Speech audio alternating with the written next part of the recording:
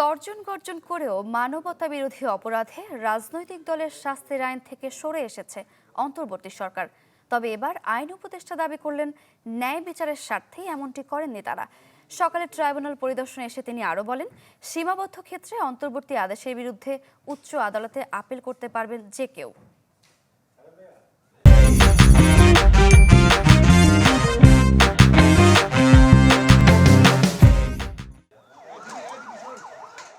July August গণহত্যায় দল হিসেবে আওয়ামী লীগের বিচারের দাবি ওঠে বিভিন্ন মহলে।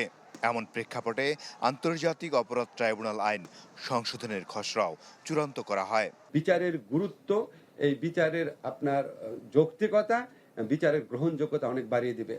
উপদেষ্টা পরিষদের মিটিংয়ে সেই অ্যামেন্ডমেন্টটা তোলা হবে। মঙ্গলবার সেই খসড়ার বিষয়ে আইন উপদেষ্টা জানান, কোনো রাজনৈতিক দলের বিরুদ্ধে মানবতা বিরোধী অপরাধের অভিযোগ প্রমাণ হলে আদালত চাইলে প্রয়োজনীয় শাস্তিমূলক ব্যবস্থা নেওয়ার সুপারিশ করতে পারবেন। পরদিন উপদেষ্টা পরিষদের বৈঠক শেষে জানানো হয়, রাজনৈতিক দলের শাস্তির বিধানটি থাকছে না। তাতে এই বিধানকে অযথা প্রশ্নবিদ্ধ করার সুযোগ সৃষ্টি হবে। বৃহস্পতিবার সকালে আন্তর্জাতিক অপরাধ ট্রাইব্যুনাল পরিদর্শন শেষে আইন উপদেষ্টা বলেন, ন্যায় বিচারের স্বার্থে রাজনৈতিক দলের শাস্তির বিধান রাখা হয়নি।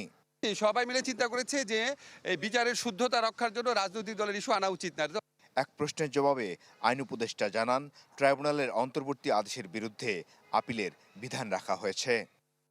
এদিকে ব্রিটিশ আইনজীবী টবি ক্যাডম্যানকে ট্রাইব্যুনালের চিফ প্রসিকিউটরের বিশেষ পরামর্শক হিসেবে নিয়োগ দেওয়া হয়েছে।